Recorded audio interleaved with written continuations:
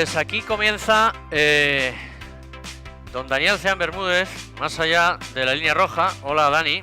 Hola, Miguel, buenas tardes. ¿Dónde estamos? ¿Dónde estamos? Estamos en el Centro de Cultura Antiguo Instituto de Gijón, aquí rodeados de buenos amigos para presentar este libro. Pues es un acto que para mí es muy especial en mi ciudad y con mi gente. Bueno, porque el que escuche esto y no haya estado aquí, que sepa que es verdad que hay gente. A ver si se oye a la gente. Un aplauso, por favor. Hay gente, ¿no?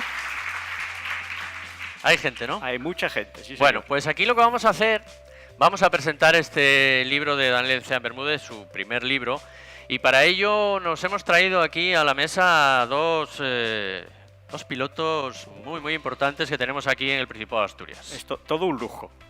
Todo un lujo. Tenemos por un lado, ¿empezamos por joven o por ya más veterano? ¿Tú qué dices? No dije viejo, dije veterano. ¿Os habéis dado cuenta? Empezamos por el joven, ahora, venga, ya. Tenemos a Javi Villa. ¿Qué tal, Javi? Hola, muy buenas. Muy buenas y gracias por estar aquí en Gijón.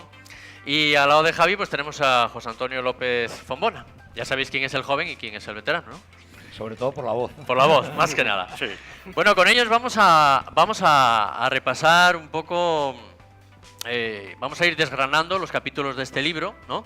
Sí, la idea es un poquito, pues el libro habla de todas las especialidades del mundo del motor, o de la mayoría, y lo que queremos es un poco, pues por un lado, contar los contenidos que tienen las historias del libro, y luego pues comentar con Javi y con José Antonio pues su experiencia real, ¿no? Porque una cosa es lo que yo me imagino, lo que yo escribo en base a lo que yo he visto, lo que yo me he imaginado leyendo revistas, leyendo libros, y otra cosa es lo que ellos experimentan de verdad, que es lo que queremos conocer realmente.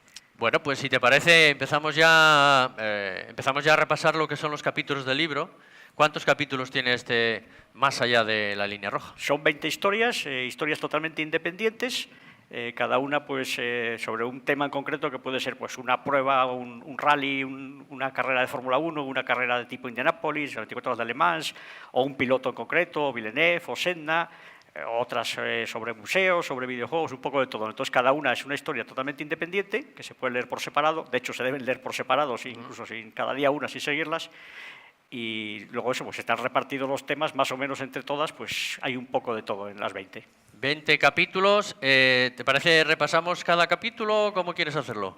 No, vamos a comentar un poco por temas, yo creo. Por ¿no? temas. Sí. Vale, pues entonces vamos a empezar, por ejemplo, por rallies. Sí. ¿Empezamos por rallies? ¿Parece? Bueno, pues los rallies los tenemos aquí reflejados en el libro en 4 capítulos, ¿no? Sí, de hecho, el primer capítulo empieza con los rallies porque fue un poco como me aficioné yo, ¿no? Pues leyendo revistas en los años finales de los 70, y el primer recuerdo que tengo pues es sobre todo aquel rally en Montecarlo famoso del 77, cuando los SEA 124, lo que se llamaban los taxis, tuvieron aquella gran actuación, ¿no? Y quedaron tercero Zanini y cuarto Cañellas en aquel rally que ganó Munari con el Stratos. Entonces yo lo llamo taxis contra naves espaciales, ¿no? Porque aquel Stratos me parecía a mí como una nave espacial, ¿no? Cuando lo veía en las fotos de las revistas y demás, ¿no? Y entonces de aquellos taxis pues tenemos aquí a un señor que luego fue precisamente al primer piloto que vi yo ir más allá de la línea roja, como digo yo, con uno de aquellos taxis. Fue taxista, ¿no? En aquella curva del Tasquero, allí en el rally de Gijón. ¿Cómo fue aquello, José? Sí, donde perdí el rally. Exactamente. Sí, la verdad es que fue un rally emocionante. No hacía mucho que tenía aquel SEA... yo no me acuerdo si era la versión 124 sí, o 1430, y tenía una bonita pelea con José Graña. Era el último tramo y íbamos en cabeza y nos faltaban 100 metros para acabar el rally. Y bueno, pues la mala fortuna no, porque la mala fortuna es otra cosa. Las malas manos del que lo iba guiando, el taxi aquel, hicieron que hiciera un semitrompo en la última curva y perdí el rally. Vamos, quedé segundo, pero un rally que podía haber sido mi primera victoria, pues no lo fue por esa mala cabeza. Pues fíjate, ese fue el primer rally que no ganaste y ese fue el primer rally que yo vi. Estaba yo en aquella curva precisamente. Te gafó. Hombre, no creo. Estaría tomando unos culinos de sidra allí. Sí, que había un ambientazo ahí en el bar claro, aquel, ¿eh? Claro, claro. Es lo que yo llamo un poco, era nuestro Turini, ¿no? El Turini de Gijón. Así, la noche del Turini era ahí el día de la curva del Tasquero, ahí en la última curva del rally. Era el conocido tramo del Infanzón, que seguro que casi todos conoceréis, y evidentemente lo conocía prácticamente de memoria, pues porque es de las típicas carreteritas que rodean Gijón, que pasas muchas veces dándote un gusto, por lo menos antiguamente, ahora ya más difícil, pero antiguamente podías darte un poco de gusto dándole un poquito de zapato al coche, o sea que lo conocía muy bien y seguramente por eso hice el semitrompo, porque lo Por conocía, conocerlo bien, claro. por conocerlo bien, te confías, crees que vas a poder ir más a prisa de lo que estás yendo y no. Oye, ¿han cambiado mucho los rallies de los años 70 a los de ahora? Poco, ¿no? ¿Por Sí, qué? bueno, como todo en la vida. Quiero decir, aquello eran otros tiempos, eran otros medios, era todo diferente. Hoy día, pues evidentemente es todo mucho mejor en la mayor parte de los aspectos. Quizás en el romántico pues sea un poco peor. De hecho, ese cambio es un poco el siguiente capítulo en el que hablo de rallies, que es el tercero, Sí. en el que hablo pues, de la época de los Grupo B, que fue el primer gran cambio, ¿no? en el mundo de los rallies, pasar de los grupos, digamos, por números, 1, 2, 3, 4, a por letras. Los NAB, el cambio no fue solo, digamos, de nomenclatura, sino sobre todo de tecnología, ¿no? Fue cuando empezó pues, toda la revolución de los 4x4, de los turbo, etcétera, etcétera. Y tú, José Antonio, pues también tuviste ocasión luego de pilotar un coche de aquellos, un R5 turbo, y ya fue muy diferente, ¿no? Todo. Sí, sí, efectivamente, como tú dices, hubo un cambio de época de los números a las letras, sobre todo un salto tecnológico en los coches que todos recordaréis marcado por Audi, con sus famosos 4. Yo creo que ese fue el precursor del cambio a las nuevas tecnologías. Paralelamente surgieron otros coches pues igualmente muy novedosos, como el R5 Turbo, que yo tuve el placer de conducir, pero rápidamente quedó demostrado que no había nada que hacer con los 4x4. Donde hubiera un 4x4, pues los demás tenían que plegarse. Hubo una lucha en aquellos años sumamente interesante, que fue entre el Audi 4 y el Lancia Integrale. Perdón, El 037. el 037. Que tenía Bernardo aquí. Efectivamente. Lo interesante era que en las pruebas puras de asfalto, y siempre que no lloviese, el 037 era capaz de estar delante. Pero claro, el Mundial de Rallys, la mayor parte de las pruebas eran en tierra, y en tierra el 037 no tenía ninguna opción frente al Audi 4x4. Y de ahí que el 037 pues no tuviese mayor éxito en los años venideros y que todos los constructores se pasasen a 4x4. Luego, el siguiente capítulo en el que hablamos de rallies es el quinto, y ese hablamos de rallies muy cercanos, ¿no?, a nosotros, porque hablo sobre todo del Rally Príncipe de Asturias, de varias ediciones, ¿no? Empiezo con el más memorable, yo creo, para los que lo vimos y a lo mejor también para los que participasteis, ¿no, José Antonio?, que fue el de los Ferraris, que llamamos todos. Sí, bueno, aquel yo creo que es el Príncipe de Asturias por antonomasia, que permanece en la memoria de todos los que o bien tuvimos el placer de correrle o bien tuvieron el placer de verlo, y un plantel como aquel en España no se había visto en años anteriores, y yo creo que pasaron muchos años hasta ver algo similar o parecido. Si no recuerdo mal, estaban los 3 Ferraris, Sí. Luqui, Toñana y Zanini. y Zanini.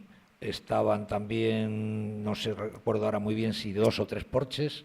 Estaban los ingleses aquellos del Junior T, Dewell y... Sí. Genito duró poco. Sí, Genito. Primer tramo en ruedas ya. Efectivamente. Tú lo viste pasar, ¿no? Porque yo no llegué ni a verlo. Sí, yo lo vi Yo porque creo que estaba en la también- primera curva yo. Entonces, ya La aseguraste. memoria me puede fallar, pero yo creo que también estaba Oñoro con el Opel Manta. Oñoro no sé, Servía sí que fue el que Servía acabó fue ganando. el que Que ganó, fue el que sí. acabó ganando, además. Yo creo que Oñoro también. Puede ser, Sí. sí. Sí, es decir, que había un plantel, pues vamos, impresionante, y R5 turbos, pues a la salida estábamos 3, luego quedé yo solo. Pero vamos, las emociones de aquel rally, tuve la inmensa fortuna de acabar tercero, más que nada por descarte, porque los otros iban cayendo, pero bueno, se hizo lo que se pudo y al final pues pude conseguir un podio. Una anécdota muy particular de ese rally, para mí, es que uno de los tramos que se hacía era el fito subida y bajada, empezando por Arriondas y acabando en Colunga. Y yo el fito lo conocía muy bien y empezó a llover y dije, bueno, Esta es la mía, ¿eh? digo, de noche y con lluvia, esta es la mía. Digo, aquí seguro que... Se van a enterar los italianos. exacto, que se van a enterar los italianos. Bueno, acabó el tramo y, si no recuerdo mal, creo que hice tercero. Y me superaron los 2 Ferrari. Entonces fui y le pregunté a Lucky y digo, oye, estos coches en agua parece que van. Y dice él, con buena goma y buena máquina, no importa el tiempo. O sea que... Que además fue sorpresa que no ganara ningún Ferrari, porque Sí. eran los grandes favoritos, ¿no? Ya, pero Al bueno, final... por avería o por despiste... Sí, fueron- Zanini creo fueron que cayendo. se había llevado, creo, un poste de, Poste de la luz. de la luz En o algo, peón, ¿no? sí. En peón, Sí, peón, sí, sí, sí. me acuerdo perfectamente. Sí, yo de hecho yo cuando lo vi, yo estaba en el siguiente tramo, creo que era Miravalles, me parece que era ahí, llegando a Villaviciosa, estaba por ahí con mi amigo Benjamín, que está aquí en el público, estábamos ahí esperando los coches de noche, y cuando llegó Zanini, llegó el coche ya bastante arrugado, con poca luz. No, tuvo suerte porque fue en una frenada, en una curva cerca del cruce de peón, salió recto, cayó a un prado, que no pegó con una roca o con un árbol, y el poste, digamos que le dio de refilón, y bueno, evidentemente le hizo algo de avería al coche, algo de chapa, pero no fue mucho y pudo seguir. Lamentablemente no pudo seguir mucho tiempo porque poco después ya tuvo que retirarse. Oye, antes comentabas de noche, hablabas. Los rallies antes eran de noche también, que daba un aliciente. Lo Hombre. que pasa es que luego por el tema de la seguridad se fue quitando la noche, ¿no? Y también Sí, por la sí. publicidad, porque de noche la publicidad de los coches no se ve, también, claro. Yo te diría que de aquella época, el que estamos hablando, pues era un rally de 3 días, Sí. en el que apenas dormías. O sea, como mucho te podías permitir el lujo de dormir 3 o 4 horas. Entonces era una tensión y un cansancio el que acumulabas a lo largo de todo ese fin de semana, que el recuerdo que al acabar ese rally, pues evidentemente después de la entrega de premios, de seguramente comer algo y ducharme, estuve durmiendo 48 horas seguidas.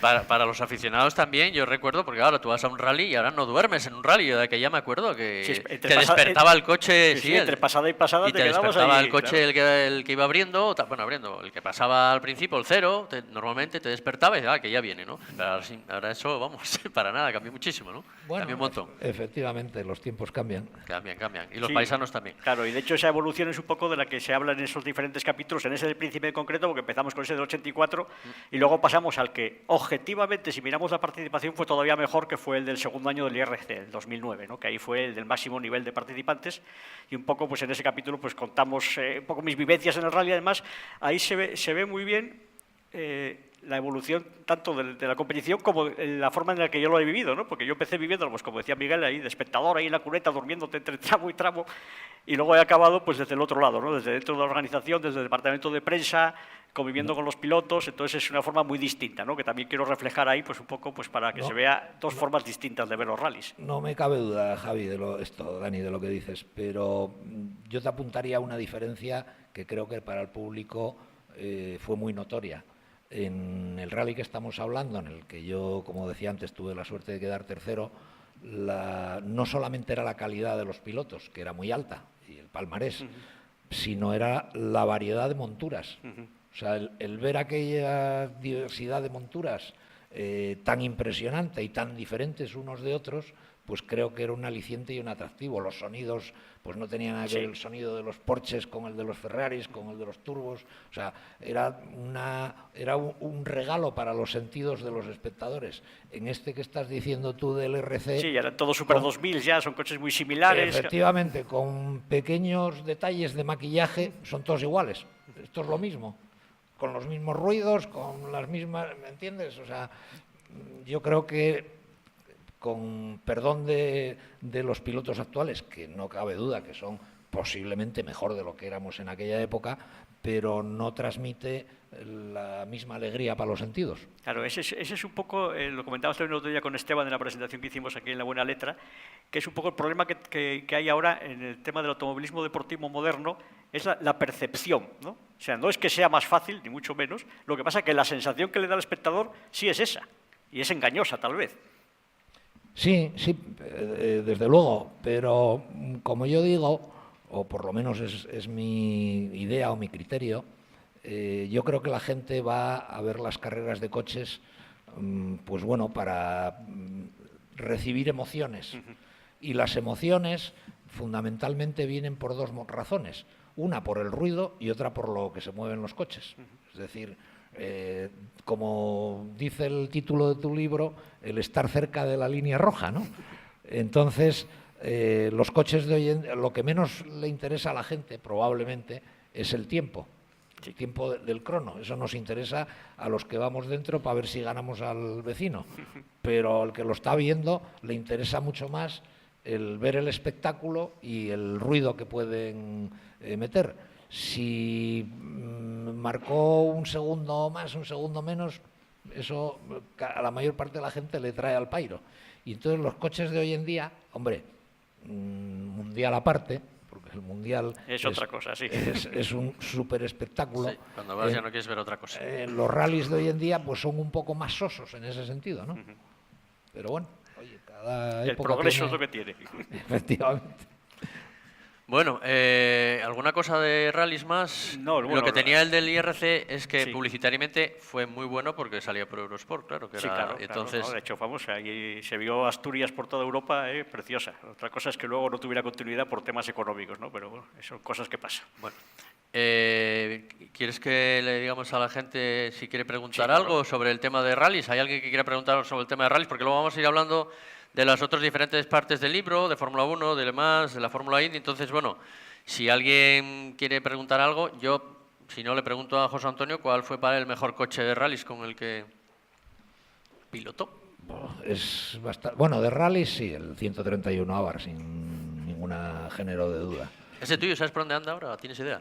Y le seguí la pista hasta que lo tuvo el portero de fútbol, ¿cómo se Cañizares. llama? Cañizares, que me lo quiso vender, pero la verdad es que no suelo coleccionar los coches que tuve. Y después de ahí, la verdad es que no sé ya a dónde fue. Bueno, aquí éramos unos privilegiados, que teníamos dos Sí. en Asturias. Eran los dos que habían sido del equipo oficial de SEAT, de Zanini y Cañellas, el 25-27 y el 25-28, ¿no? Que luego los llevasteis tú y Bernardo Bernardo Gardín. Gardín. ¿Bernardo lo tiene todavía? Sí.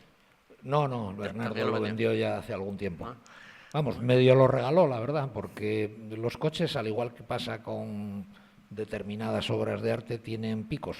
Sí. Es decir, hay momentos o hay años en que hay furor por comprar coches antiguos, hay otros años que prácticamente no se venden y entonces, claro, si tienes la virtud de venderlo cuando está en el pico de arriba, pues muy bien, pero Ya. Bernardo tuvo la mala suerte de venderlo cuando estaba en el Cuando pico de estaba abajo y lo vendió por, vamos, casi regalado.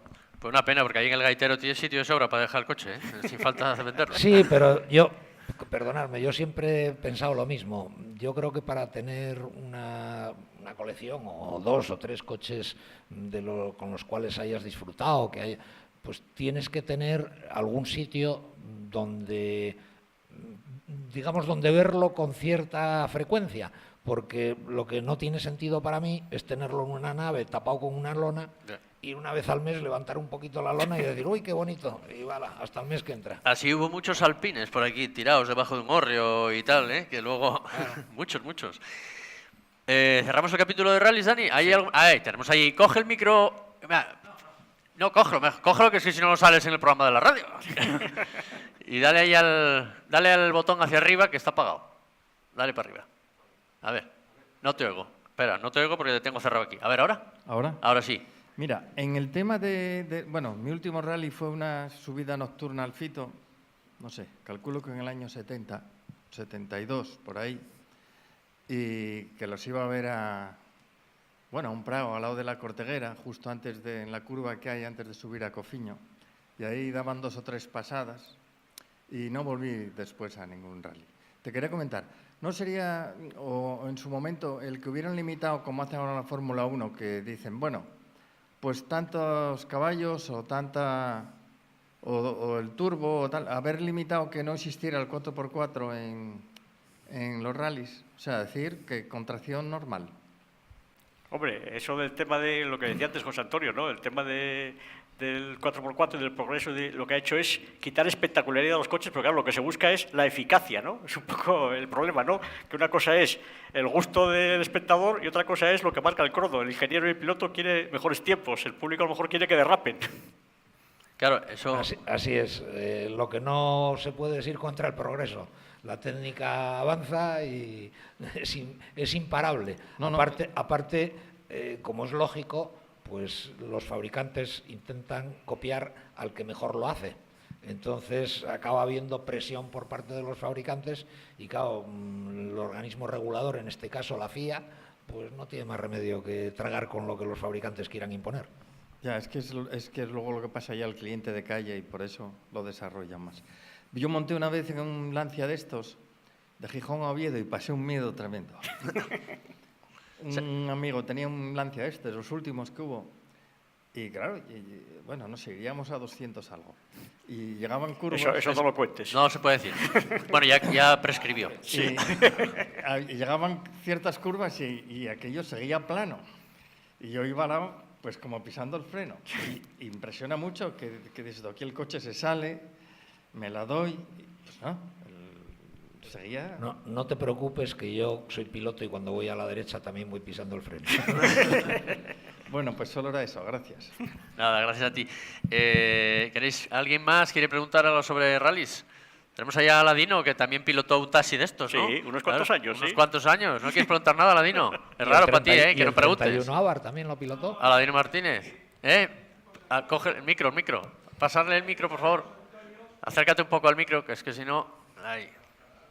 Ahí. No, quería decir solamente que la época de José Antonio, una de las mejores épocas, fue entre el 80 y 81, que se nos comió a todos, con el 131 Abarth. Y después me lo vendió, y bueno, yo hice el ridículo con él, pero bueno.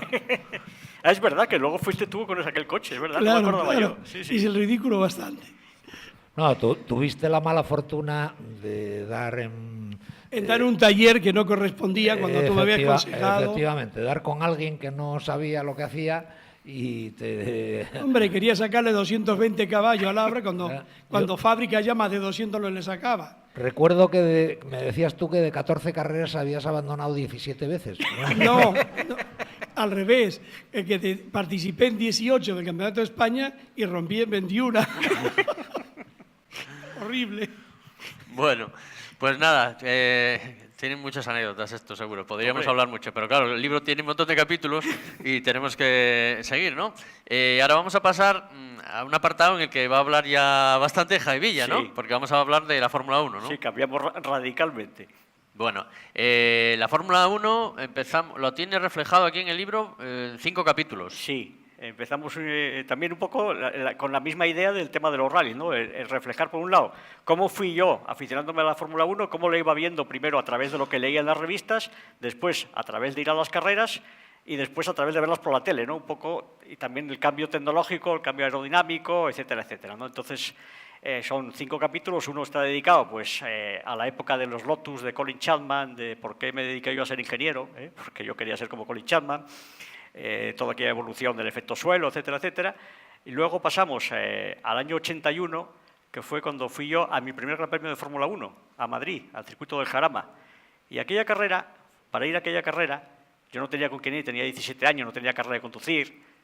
Y entonces, mi padre un día por ahí, en un bar, oyó hablar a unos chicos que iban a ir al Jarama. Y uno de ellos, por desgracia ya no está entre nosotros, pero están aquí con nosotros, su viuda y sus 2 hijas, era Javier Ayer.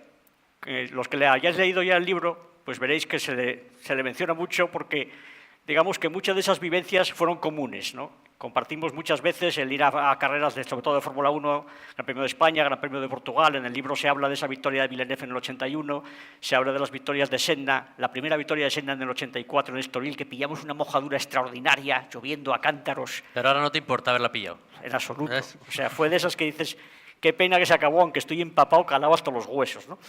Y luego en el 85 en Jerez, pues también una carrera memorable también con victoria de Senna.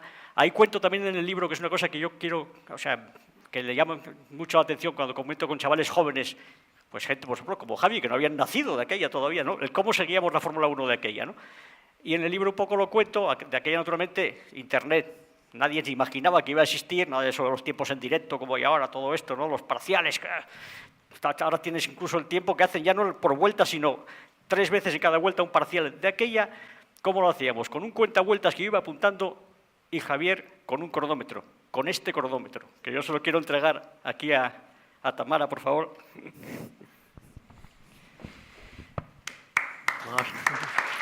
Este era el cronómetro con el que Javier me iba dando los tiempos y yo iba apuntando y así seguíamos las carreras. Y ahora, haciendo un poco, cuando me puse a hacer el libro, pues empiezas a rebuscar en viejos recortes, en viejas cajas, y apareció este cronómetro, y entonces quería yo que volviera un poco a sus orígenes.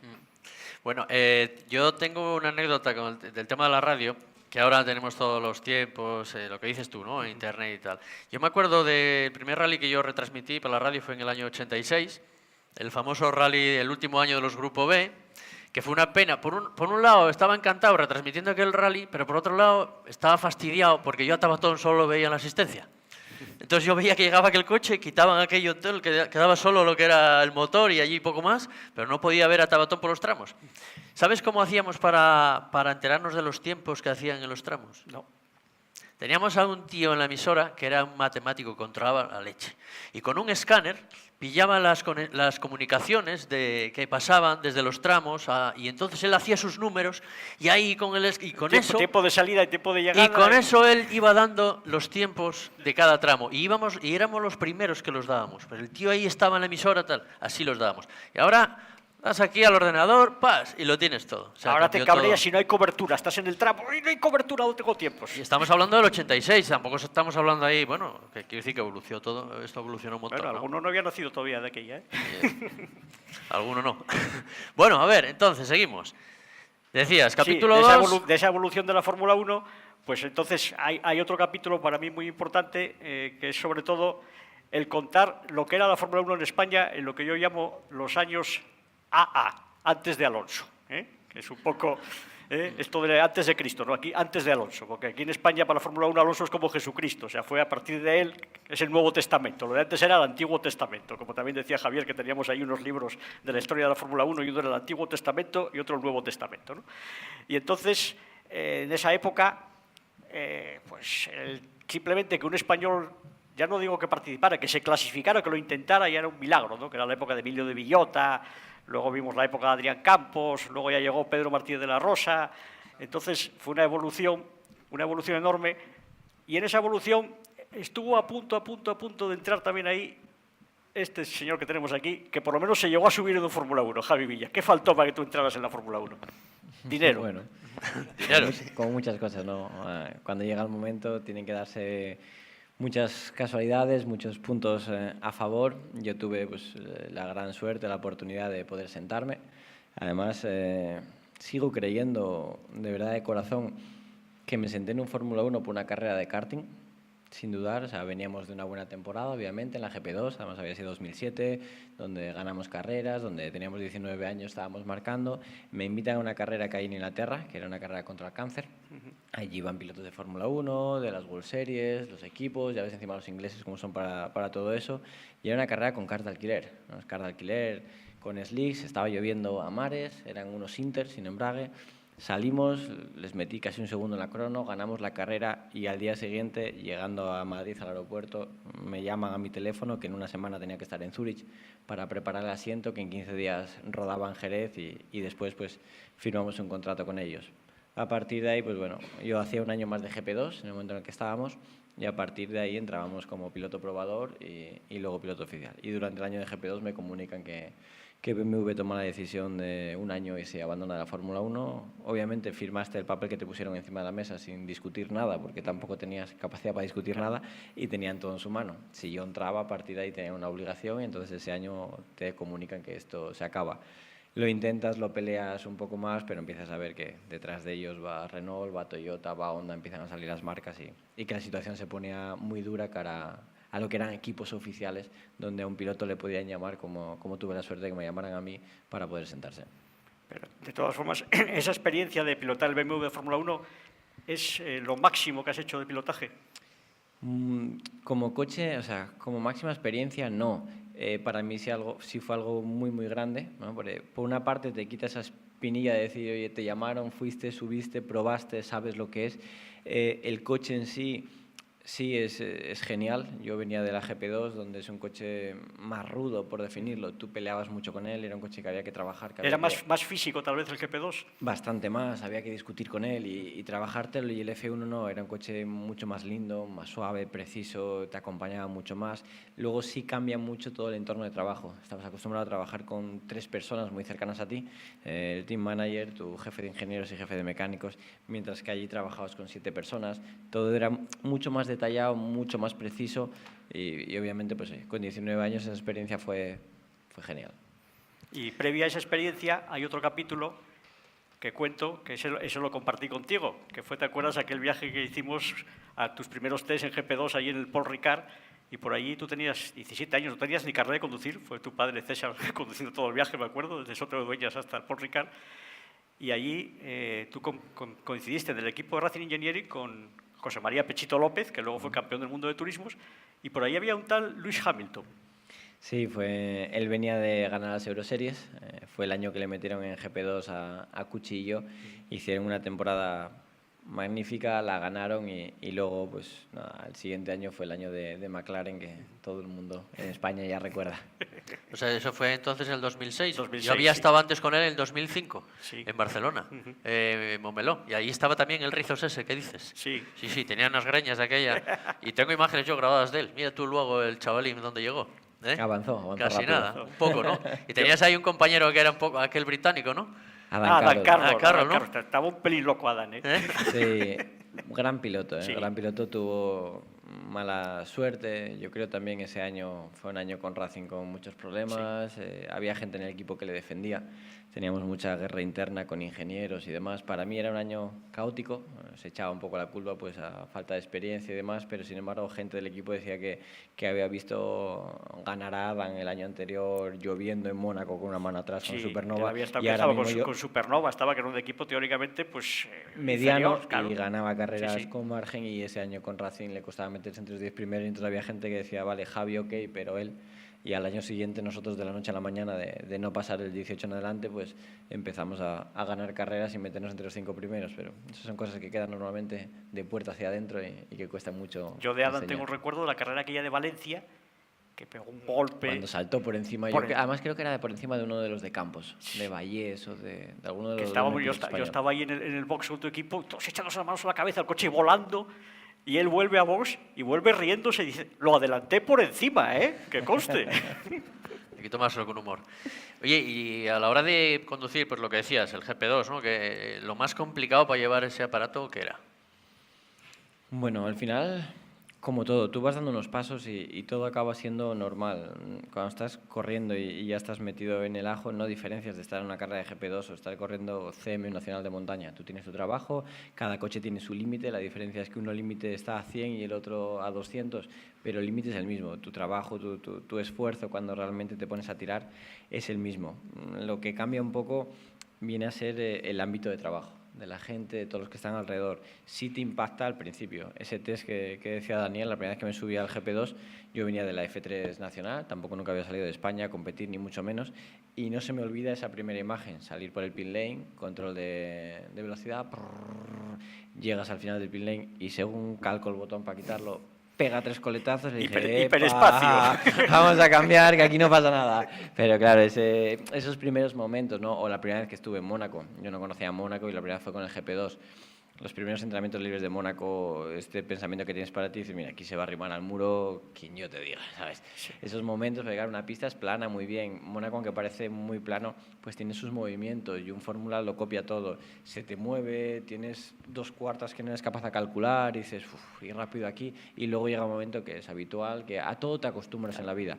Pero la primera sensación, las dos más marcantes fue eso, quitar el control del pit lane y Mónaco, la primera vez en Mónaco, dices, aquí para tirar agüita. Tiene que verse muy estrecho eso, Al principio sí, luego lo que te digo, acaba siendo normal, acabas tirando, acabas rozando, acabas chocando como todos y lo ves como un circuito más. Pero la primera impresión es la que siempre te marca. A mí me decía Alonso, cuando hablaba con él, que hacía muchos años que no hablo, Cuando era pequeño. cuando era más joven, no, cuando corría Mónaco, Sí. me decía que una vez que acababa la carrera, que tenía como 2 horas la sensación de ver pasar edificios.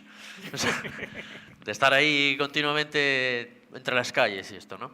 Pero bueno, oye, no sé si, bueno, no, a lo mejor no todo el mundo sabe cómo fue tu trayectoria. Tú empiezas en el karting ya desde pequeño, por tu padre, ¿no? Que era el que te manejaba y el que te arreglaba el coche, te lo ponía a punto y todo, ¿no? Sí, a ver, yo empecé en el karting, a mi padre oye, le gustaban las carreras de siempre, hizo sus pequeñas cosas por Asturias, lo que buenamente pudo, y cuando me tuvo a mí, pues la verdad que lo dedicó todo hacia mí, ¿no? Empezaste en el karting, como dices, allí hice muy poco. Hacías el Campeonato de Asturias, hacías algo de Castilla, Campeonato de España hacía una de las pruebas, a lo mejor. Nunca pude hacer ni un Campeonato de España completo. El karting era muy caro, sigue siendo. Tiene unos precios desorbitados y no hay límites. Yo, cuando me preguntaron, siempre lo dije, para mí el karting es como la Fórmula 1. ¿Por qué? Porque no tiene límite. Todo el dinero que quieras meterle, todo el dinero que te va a tragar, y cuanto más dinero le metas, más rápido eres, ¿no? Es una forma proporcional el dinero que pongas a la velocidad que vas a tener en pista. Entonces siempre era algo difícil y hay que cogerlo como una formación. Tuve una muy buena suerte, que fue el Racing for Spain, que sacaron en 2002 veníamos de una carrera de karting y en una gasolinera, inscríbete para el Repsol Racing for Spain. Nos apuntamos y un poco en broma, pues bueno, manda la solicitud. Oye, pues por años, por todo, soy uno de los pilotos que coincide. Hacemos una primera prueba que fue en karting, en un indoor con car de alquiler. Pasábamos 5, pasé quinto por los pelos. Y luego íbamos al Jarama, y en el Jarama íbamos 35 y quedábamos 2. Pues bueno, la verdad que me gané una de aquellas plazas y fue mi primer campeonato de España que hice completo, que fue en la Fórmula Junior. Todo muy bien, estupendo, tuve la oportunidad de estar ahí y luego a partir de ahí pues lo mismo, te lo vuelves a currar pero de otra forma. Por suerte de aquella, a diferencia de hoy, había campeonatos de España, tenías la Fórmula BMW, tenías la Fórmula Junior, había un montón de copas, había GTs, había todo. También con eso había prensa, entonces, jolín, podías buscarte patrocinios, podías intentar justificar cosas para que un piloto saliera. Entonces mi padre pues empezó a buscárselo, a trabajarlo, a ver cómo lo podíamos hacer. Ese primer año pues era muy difícil, pues, de aquella teníamos ya el circuito de karting, préstamo, hipoteca, comprar un coche, y mi padre dijo, aquí la única forma que tenemos de continuar es la misma que estábamos en el karting, ¿no? Compramos un Fórmula, un remolque y a lo que buenamente se pueda vamos de carrera en carrera. 15 años pagando el coche. Es que la gente piensa que cuando estás corriendo ahí que estás ganando dinero, ¿no? Lo que no saben es que estás pagando para poder correr, ¿no? Y bueno, pues salieron más o menos buenas carreras, de aquella, no sé si a la larga, suerte o desgracia, no procede, pero me encuentro con Racing Engineering, con Alfonso. Yo tenía 16 años de aquella, el año que viene tienes que estar aquí con nosotros, nos metemos en Racing para hacer el 2005 y todo estupendo. Somos uno de los favoritos, se ganan carreras, al final acabamos terceros pues, por un par de lances y uno de ellos en la última carrera donde ganó el que quedó en pista. Acabamos 12 pilotos en la primera curva de la última carrera del campeonato, unos encima de otros. Como puedas encajar 12 coches en la primera curva de Montmeló, pues ahí acabamos 12 coches juntitos y el que quedó en pista, que era Andy, fue el que ganó. Y al año siguiente, pues bueno, ya empezábamos con la GP2 y empezó a meterse. Pero de estar en el karting haciendo carreras por Asturias a 3 años más tarde estar sentado en un Fórmula 1 fue todo muy rápido y momentos, ¿no? Estabas ahí, las cosas se hacían bien, resultaban y todo avanzó. Bueno, igual me estoy enrollando mucho y claro, tenemos muchos capítulos del libro, y la cámara no va a dar para tanto. Aviso. Bueno, por eso de esa montonera que hubo ahí en Montmeló, si no me equivoco, no llegué porque se retrasó el vuelo. No sé si ibas tú conmigo en esa. No ibas tú. No. Bueno, no sé con quién iba. ¿Sería con Luis? No, tampoco, que está ahí por ahí. No sé con quién iba. Pero se retrasó el vuelo y no llegamos a la carrera por culpa Cuando de llegaste eso. ya estaban ahí en la Cuando llegamos ya no había carrera. Como diría Umbral, aquí vinimos a hablar de su libro. Ya, por eso decía yo que igual nos estamos enrollando mucho y al final no... Porque claro, tenemos un montón de capítulos, así que ¿pasamos para Le Mans? Sí, pasamos para Le Mans, sí. a Le Mans, ¿no? Pues venga, vamos a Le Mans. Le Mans es uno de los... Le Mans es un capítulo solo, pero es un capítulo importante porque, sobre todo además ahora se va a poner mucho más de moda, ¿no? Porque hablo ahí de esto de lo que se habla tanto ahora, y se va a hablar más todavía este año, de la famosa triple corona, ¿no? De esto que está aspirando Fernando Alonso a conseguir, que solo lo ha conseguido en toda la historia Graham Hill. Tampoco se lo hayan intentado muchos, ¿no? Que es un poco el tema que se desconoce bastante. El último que lo intentó realmente fue Mario Andretti, que era mi ídolo de infancia, ¿no? Entonces yo siempre había tenido ganas de ir a las 24 horas de Le Mans y encima pues en el año 2000, pues 2000 creo que fue, sí, 2000, Mario Andretti, que lo había intentado varias veces sin éxito, que ya había sido campeón del mundo de Fórmula 1, había ganado las 500 millas de Indianápolis, le faltaba las 24 horas de Le Mans, y entonces se embarca en un proyecto que además era un proyecto también como muy romántico, ¿no? Porque era intentar ganar las 24 horas de Le Mans con un coche con motor delantero americano, atmosférico, típico motor de gran cilindrada, el equipo de Don Panoz, un millonario americano, ¿no? Entonces yo, hay que ir a Le Mans, fui a Le Mans por medio de un amigo francés que había conocido por internet, y entonces ahí en el capítulo pues cuento todo lo que es vivir las 24 horas de Le Mans desde dentro como espectador. Pues una de estas cosas que yo digo para los que tenemos esto del motor como un poco como una religión, es de esos sitios sagrados a los que hay que ir, ¿no? Hay que ir a, yo que sé, a Monza, hay que ir a Le Mans, hay que ir a Mónaco, hay unos cuantos, ¿no? Le Mans es uno de ellos sin duda, ¿no? Entonces en ese capítulo pues ahí, al que no haya ido nunca, le puede servir un poco de guía de lo que hay que ver en Le Mans, o de lo que, porque yo tuve la gran suerte de que este amigo francés llevaba yendo a Le Mans desde los años 60, se lo sabía aquello de memoria todo, ¿no? Entonces me llevó a todos los sitios y lo cuento un poquito ahí, ¿no? Y luego pues sirve también un poco de presentación a todo esto de la Triple Corona, que es un tema que viera ahora mismo tal vez con esta pretensión de Alonso de conseguirlo, tiene el efecto para mí muy positivo de dar a conocer estas especialidades del mundo del motor que si no pasan, para el gran público pasan muy desapercibidas. Parece que solo hay la Fórmula 1, detrás de la Fórmula 1 no hay nada, ¿no? Detrás de la Fórmula 1 hay muchas cosas, entre ellas pues, las carreras de resistencia, que son realmente fascinantes, y luego también lo que puede hacer es que se vuelva a lo que pasaba en los viejos tiempos y dejó de pasar, que es la versatilidad de los pilotos. Ahora están demasiado especializados, tal vez, ¿no? Ahora el que corre Fórmula 1 solo corre Fórmula 1, el que corre Le Mans solo corre Le Mans, ¿no? Entonces, en este sentido, pues puede haber un cambio otra vez con esta moda que se va a poner ahora, pues si Fernando lo consigue, o si no lo consigue, pues lo va a seguir intentando, y puede que haya otros que lo intenten también, y puede que abra un poco ese abanico de nuevo y podamos volver a tener a pilotos de Fórmula 1 corriendo en Le Mans, pilotos americanos corriendo también en Le Mans, y entonces que se abra más las posibilidades en esta categoría, que es una categoría muy interesante y muy desconocida. ¿Quién fue el que dijo, fue Hamilton el que dijo que, qué es eso de la triple corona, ¿no? Claro, es que ahora mismo los pilotos de Fórmula 1 están muy centrados en lo que es la Fórmula 1, incluso también por temas, no muchas veces por culpa de ellos, también por temas incluso de contratos, ¿eh? O sea, las marcas ahora mismo, tú eres de una marca, de un patrocinador y no te puedes salir de ahí, ¿no? Mientras que antes, pues claro, eso era mucho más abierto, ¿no?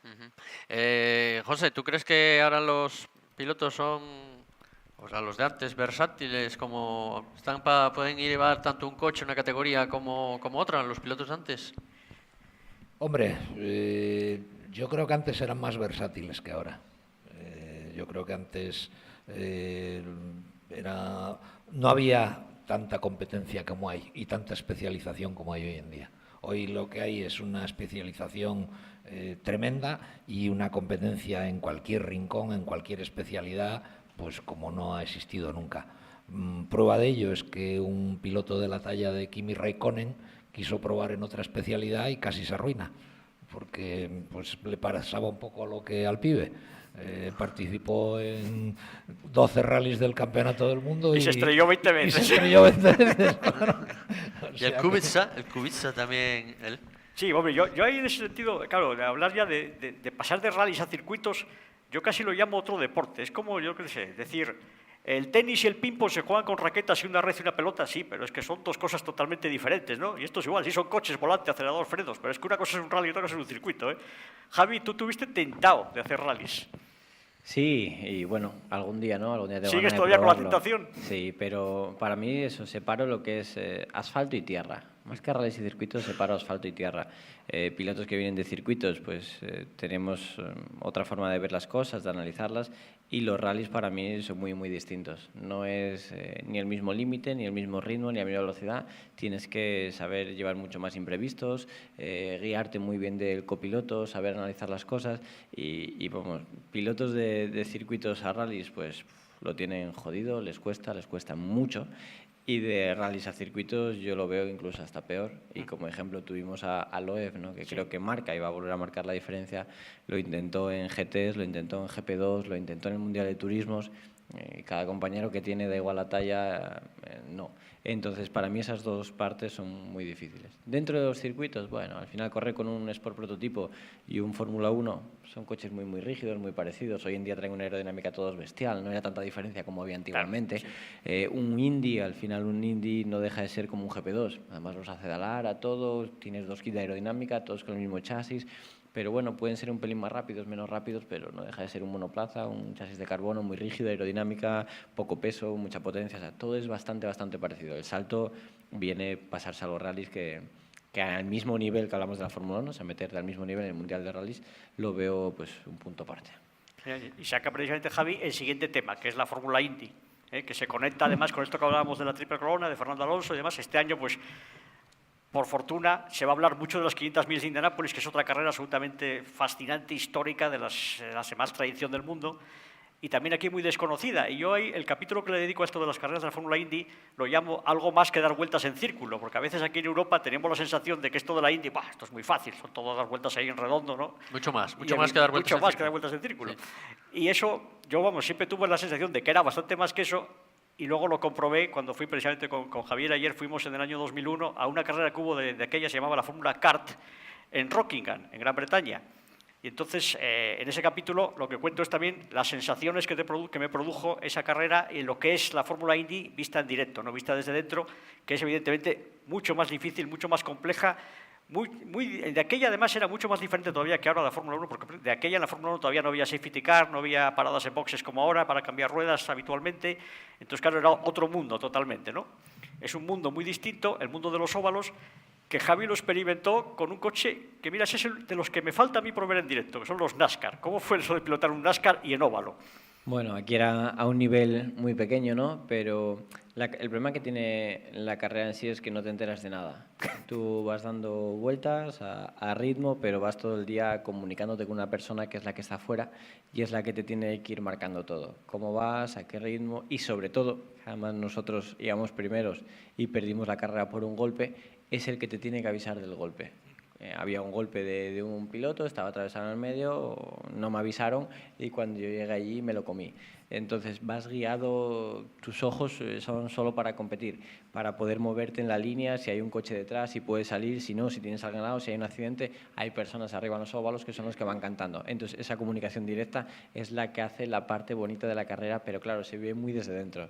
Los yankees, ya ves, son un poco especiales y comunican todo, ¿no? Si no cambio hoy en día, tú vas a la grada y puedes comprar para escuchar al equipo ese trabajo. Entonces tú vas a la grada y estás escuchando al piloto, al ingeniero, cómo trabajan, a la persona que les está dirigiendo. Entonces, si a alguien te gusta, te metes completamente en su carrera. Si es verlo dar vueltas, como percibimos desde aquí, es dar vueltas en círculo, ¿no? Pero la carrera realmente interna es un trabajo difícil porque vas bastante ciego. Allí en América es muy diferente aquí, que se acerca mucho más al público, a los Sí. coches y todo. Aquí parece como que, llegar, no se puede ni acercar, ¿no? De hecho, esa es una de las cosas que más nos llamó la atención también de la Fórmula Kart, de la Fórmula Indy ahora, era eso, lo abierta que estaba al espectador. Nosotros cuando llegamos ahí el primer día, que además hubo unos problemas en el circuito porque había llovido y en óvalos no se puede correr con agua por las velocidades que se alcanzan, que son, vamos, vertiginosas. Este circuito, las medias eran de, no me acuerdo exactamente, en el libro lo pone, pero vamos, eran cerca de 300 por hora de media, una barbaridad. Entonces, claro, lloviendo eso como que no. Pero bueno, el tema es que como no se compitió aquel día y tenías acceso absolutamente libre a todos los boxes, hablabas con los pilotos, hablabas con los mecánicos, te enseñaban lo que dice Javi, está todo abierto, o sea, no es como aquí que es todo secretísimo, ¿no? Ahí te estaban explicando, oye, mira cómo se cambian las ruedas, incluso dejaban a la gente probar, mira, prueba tú a poner una rueda, mira, esto es el gato. Entonces, claro, eso es una cosa que los americanos en ese sentido tienen un sentido del espectáculo que aquí en Europa tal vez nos falta, ¿no? En todos los deportes, claro, no solo en este, Sí, ¿no? Baloncesto también, todo. De la Indy, precisamente, tengo yo una anécdota que un año, por motivos de trabajo, me coincidió en Indianápolis con los entrenamientos de las 500 millas. Y bueno, me acerqué al circuito y bueno, nada más acercarte ya impresiona, digamos que todo. Lo bien hecho que está, las dimensiones, la organización, todo. Como tú dices, era muy próximo, te dejaban acercarte allí a los boxes, máxime un día que era de entrenos, y justo en el momento que me acerqué al borde de la pista, había un tal Fittipaldi allí dando vueltas. Y en entrenos, la media que hacían, 340 kilómetros por hora. De media. De media. Es decir, que en las curvas estarían pasando sobre 300 y en la recta alcanzaban 400. La verdad es que cerca del muro era muy impresionante verlos pasar a esa velocidad. Y otras dos anotaciones respecto a la Indy. Una es que junto con Le Mans es la carrera del mundo que más espectadores congrega, más de 500.000 en directo, y que se calcula que por eso hay tanto apoyo, porque aquí al final es el dinero, y el dinero lo aportan las televisiones. Pues se calcula que la Indy en Estados Unidos la ven en directo 60 millones de espectadores. Entonces, claro, por eso la televisión pone tantísimos millones. También, para los que no estén muy enterados de ello, una anécdota también de la Indy es que el piloto que pasa en carrera cada vuelta le dan 1 millón, bueno, de las antiguas pesetas, pero hoy me parece que está en los 15 o 20.000 dólares cada vez que pasa en carrera, en cabeza, y son 250 vueltas. O 250, perdón. O sea que hay mucho dinero. Y ya de aquella, hoy día no sé cómo está el premio, de aquella el que ganaba la carrera eran 10 millones de dólares. Sí, además era muy gracioso porque todos los años luego había la típica foto del ganador con el trofeo y el premio en tacos de billetes de dólares allí al lado de la foto, porque los americanos para esto no es como aquí que parece que te da vergüenza decir lo que se gana, ¿no? Ahí es al contrario, ahí te dicen, oye, si este señor gana tanto dinero, será que es muy bueno lo que hace, ¿no? Efectivamente, y bueno, y 10 millones de dólares da para algo, ¿no? Al equipo que, Sí. igual les da para la próxima carrera. Sí, creo que sí. A pagar unas cañas por lo menos.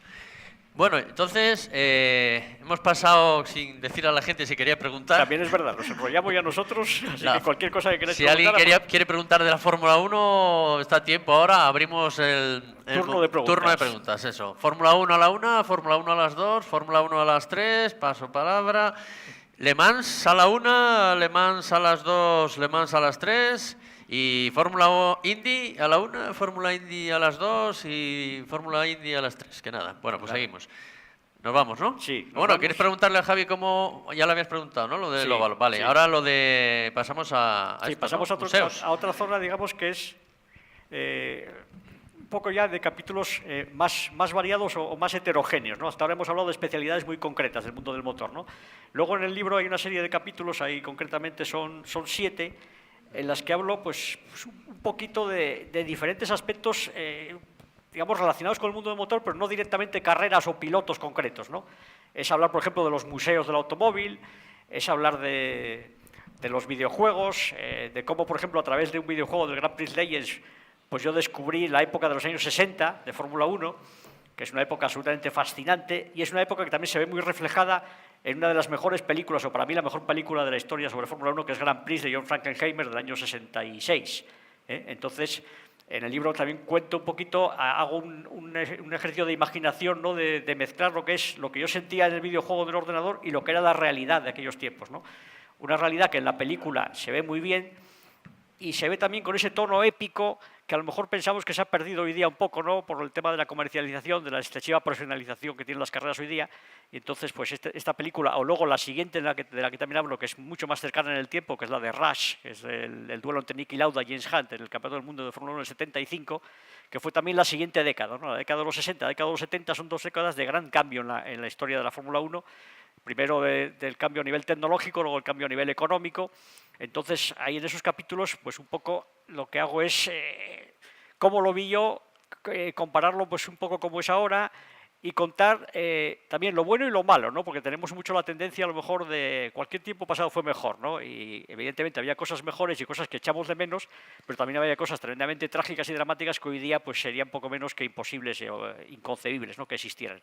Entonces, en esos capítulos pues damos un poco una vuelta a toda esa zona de la Fórmula 1 y luego hay uno pues todavía un poco más atrás, que ahí sí que es un esfuerzo total de imaginación, que es trasladarme al año 57 a Cuba, a La Habana, a un gran premio en el que yo no estuve, pero en el que estuvo el padre de una amiga mía, y cuando este señor falleció, pues encontraron unas fotos, sus hijas, Griselda y Chelo, unas fotos de aquella carrera, y en base a eso pues reconstruimos con la ayuda de Internet y con ayuda de libros y revistas que yo tenía, pues un poco cómo tuvo que vivir en aquella carrera, ¿no? Cómo era, imaginaros, pues era muy fácil, para los que somos aquí de Gijón, por ejemplo, es muy fácil pensar una carrera de coches tipo Le Mans en el Paseo del Muro de San Lorenzo, porque eso era el malecón de La Habana, o sea, tal cual, los coches pasando por lo que es el paseo y la gente en la acera, sin más protección, sin nada, coches pasando a 200 y pico por hora, ¿no? Otros tiempos, otras carreras, ahí en este caso pues imaginadas, no vividas, ¿no? Pero bueno, procuro pues pensar cómo pudo haber sido aquello, ¿no? Y aquí tienes también sí. un capítulo en el que hablas de Ferrari, ¿no? De que el significado de Ferrari en Italia, Sí, ¿no? ese Que son es un capítulo muy diferente porque ese se basa en un viaje que hice yo a Italia para ir a visitar el Motor Show de Bolonia, que es una feria pues la más importante que hay en Italia de automovilismo de competición. Y entonces pues Bolonia está muy cerquita de Módena, que es donde nació Enzo Ferrari, y de Maranello, donde está la fábrica de Ferrari, pues otro lugar de esos sagrados que decía yo antes, ¿no? Esto es, como digo yo, la Meca, ¿no? La Meca para los musulmanes, el Vaticano para los católicos, Maranello para los aficionados a la Fórmula 1 es el sitio sagrado, ¿no? Entonces, ahí hago un capítulo pues un poco con cierto humor de cómo viví yo empecé a entender más al estar allí la pasión que tienen los italianos por Ferrari, ¿no? Que para ellos es algo más, ¿no? Es, como digo yo, una religión. De hecho, los italianos no es como aquí, queremos que gane Alonso porque es asturiano o español. No, allí lo que quieren es que gane Ferrari, da igual que el piloto de Ferrari sea alemán, francés, chino, donde sea. Vamos, que cuando corría Alonso en Ferrari, si iba en cabeza y 3 italianos detrás, querían que ganara Alonso. Por supuesto. Siempre Mira, que los 3 no fueran de Ferrari. Claro. De hecho, hay un caso concreto de eso que fue creo que fue el año 82, 83. Además, en Italia, en el circuito de Imola, iba delante un italiano, Riccardo Patrese, con un Brabham, y detrás iba un Ferrari pilotado por un francés, Patrick Tambay. A pocas vueltas del final se sale Riccardo Patrese y la ovación fue de gala. O sea, los italianos encantados de que perdiera el italiano porque ganaba el Ferrari aunque lo llevara un francés. Eso aquí en España me temo que no lo vamos a ver, ¿eh? No. Sí, aquí, sí, como no gane Alonso, lo vemos todos los días aquí, con el fútbol. Digo que cuando no gana... Perdón, y con los partidos políticos también. También, sí. Da igual que lo hagan bien o mal, tienen una serie de acólitos que los votan siempre. Sí. Yo, algo que no lo entiendo. Yo, cada año, para vuestro conocimiento, cada vez voto uno diferente. A ver si Pues acertamos. ahí son todos de Ferrari, ahí no cambian de color. El color rojo siempre, rosso corsa. Bueno, y el capítulo 15 hablas de Javier del Arco, Sí. que es un periodista que también te marcó, ¿no? A la hora de Sí, todo, yo- de informar y de todo, ¿no? Exactamente. Vamos a ver, yo cuando me aficioné a la Fórmula 1 y al automovilismo fue a finales de los 70, leyendo pues las revistas en las que escribía este señor Javier del Arco, que fue un poco pues el maestro del periodismo del motor en España. Entonces tenía una forma de contar las carreras que a mí siempre me gustó porque te hacía sentir allí con él, ¿no? No era la típica, esto que habíamos comentado a veces José Antonio y yo, la clasificación ya la sé leer yo, cuéntame algo más, ¿eh? Javier te contaba algo más. Entonces, esa forma de contar las carreras, pues a mí fue la que me hizo aficionarme, tal vez incluso a lo mejor, como de aquella no tenías la cantidad de información que tienes ahora, incluso con la imaginación te lo imaginabas incluso más bonito, más idílico, más épico de lo que a lo mejor realmente era. Pero bueno, eso tuvo la virtud de engancharnos a este deporte. Y entonces ahora, pues muchos años después, dándole la vuelta yo a mi trayectoria, después de intentar llegar al automovilismo como ingeniero, por ahí no llegué, pues acabé llegando como informador, ¿no? Entonces ahora, pues lo que a mí me gusta es hacer lo que hacía Javier del Arco, contar las carreras, ¿no? Y entonces este libro es un poco mi forma personal de contar las carreras, que en cierto modo tiene mucha influencia de cómo las contaba él. Luego yo, repasando revistas ahora antiguas, cuando hacía el libro, lo lees y dices, oye, te das cuenta de lo mucho que te influyó la forma que escribía él, la forma en cómo contaba el automovilismo, el cómo iba a las carreras, el cómo las vivía, ¿no? Entonces, ahí le dedico un capítulo porque, vamos, para mí es el maestro, con mayúsculas. En estos capítulos que tienes aquí, que son eso lo que decías tú, ¿no? 7 capítulos, el 8, 9, 10, 14, 15, 17, 19... Hablas de videojuegos y tenemos que hablar ahora de los famosos... Los eSports. Los eSports, ¿no? Que están tan de moda, ¿no? Al final, y ahí hay que tener menos presupuesto, ¿eh? Y si te sales, pues nada, no hay problema, ¿no? Está Hombre, muy de moda, ¿no? eso puede ser, quién sabe, si a lo mejor es el futuro del automovilismo, ¿eh? Porque haz de cuenta que ahí no tienes problemas de seguridad, evidentemente de presupuestos tampoco, comparado con los coches reales, y hoy día los chavales jóvenes pues se enganchan mucho más fácilmente a esto que no como nos enganchamos nosotros en su día, pues ir a ver los rallies de noche o este tipo de cosas. Ahora ellos prefieren estar de noche en casa con la consola jugando, ¿no? Y jugando Sí. por internet, online, con alguien que está en otra parte del mundo. Eso lo dicen las chicas, que es que no ven chicos en la calle, que están todos jugando a la Play. Eso dicen ahora. Bueno, tú lo verás con tus hijos, ¿no? Sí, sí. Por eso te lo digo. Están ahí enganchados continuamente. Está ahí todo el día. Dale. Y le dices, ¿y cómo no sales? Y si están todos jugando a la Play, que no hay nadie. Bueno, en fin, vamos a... Bueno, ¿vosotros qué fue lo que...? Porque sí que habíamos preguntado a Javi, que había empezado el karting, pero tú, José Antonio, ¿cómo empiezas en esto de los coches? A ver, ¿por qué te dio ti por ello? Pues la verdad es que digamos que la afición me viene posiblemente de familia. Mis antepasados tenían diligencias. Sí, sí. Con lo cual, algo de ruedas había en la venir de familia, ahí. ¿eh? Pero bueno, por circunstancias de la vida, viví en Perú a finales de los 50 y principios de los 60, y mis primos allí, mi familia, pues que venían de San Juan de la Arena, la mayor parte de ellos, tenían grandes coches, y con lo que aquí llamábamos aigas. Pero bueno, el Ford Thunderbird y el Galaxy, todos aquellos, tenían muy buenos coches, y de vez en cuando salía a pasear con ellos, y la verdad que me apetecía muy mucho conducir a velocidad, porque bueno, pues también en aquellos años tampoco había mucho tráfico por allí, estos iban bastante a prisa, y me quedó esa gana, y en el momento que pude tener un coche con el que ir por ahí a dar vueltas a toda mecha, pues lo hice. Por supuesto, los inicios no son fáciles, y recuerdo que el primer coche que tuve así medio decente, con el que se podía ir un poco a prisa, era un SEA 850, y estaba más tiempo en el chapista que rodando por la carretera. Entonces, bueno, parece que aprendí, desgraciadamente, porque yo cada vez que me preguntan a los chavales jóvenes les digo que hay que aprender despacito, porque... O sea, que no haga lo que hiciste tú, básicamente. Efectivamente. A veces hay gente que te oye y gente que no te oye. El inconveniente de aprender a base de golpes es que pasas más tiempo reparando el coche que mejorándolo. Mientras que tú, si empiezas despacito, tienes más tiempo para ir mejorando poquito a poquito y probando diferentes soluciones. De la otra manera, el dinero se te va en arreglar la chapa y no en mejorar ni tú ni tu coche. Entonces, bueno. De la época del automovilismo, ¿tenéis alguna época que sea la que más os gusta, concreta, o no hay ninguna en general? Perdón, la próxima carrera. Esa es la mejor, ¿eh? ¿Tú, Javi, también no tienes alguna...? No, a ver, para mí tampoco en lo que llevo no es que haya cambiado mucho las cosas, aunque sí es verdad que hubo años muy buenos, que recuerdo 2002, 2008, donde había muchas más competiciones, más oportunidades, gente que podía rodar.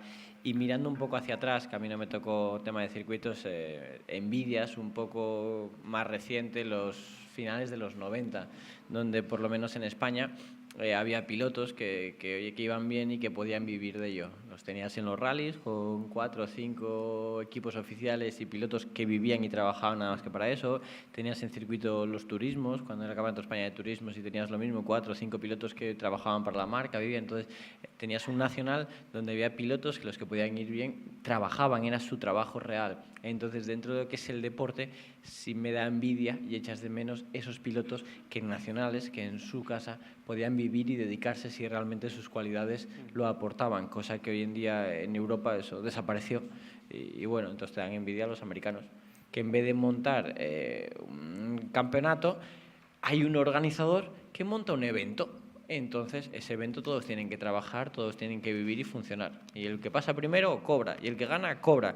Y aquí no, aquí hay una organización, o sea, una federación que pone una norma y cada uno a buscarse la vida. Perdona, Javi, en Estados Unidos el que pasa último también cobra. Sí. Te quiero decir, para los que no lo sabéis, en la fórmula esta CART, que antes era la Indy, el que va el jueves a los entrenos y rompe y se tiene que ir para casa, le pagan.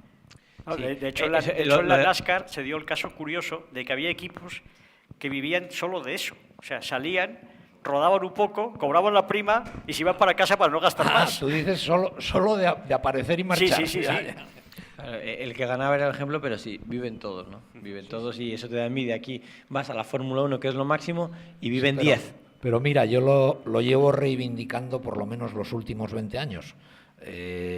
Siempre digo que este deporte que tanto nos apasiona y que practicamos nosotros es el único circo en el que los payasos, que somos nosotros, pagan para que vaya el público a aplaudir. Sí, eso es curioso. Y Javi, tú que eres mucho más joven que nosotros, de estos coches que hablamos de épocas antiguas, ¿te gustaría probar un Fórmula 1 de los 60, de los 50, de los 70? No, no me da más. En su momento tuve la oportunidad de rodar con un Lotus. Con un Lotus, rodaste, con uno de los, de los 80 que tenía por en ahí, el ¿no? equipo, efectivamente, cuando Senna y demás.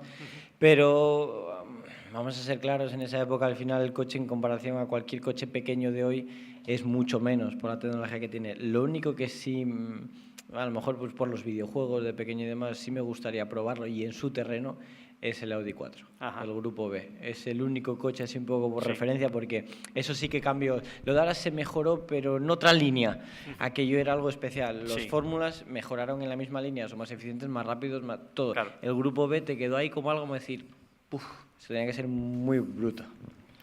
Bueno. Yo, abundando en el tema, te digo que, hombre, seguramente que me gustaría probar muchos de los coches de los años 60, 70, 80, pero probarlos en el sentido de ir a tomar un vermú. Sí. Quiero decir, darte una vueltecita de paseo.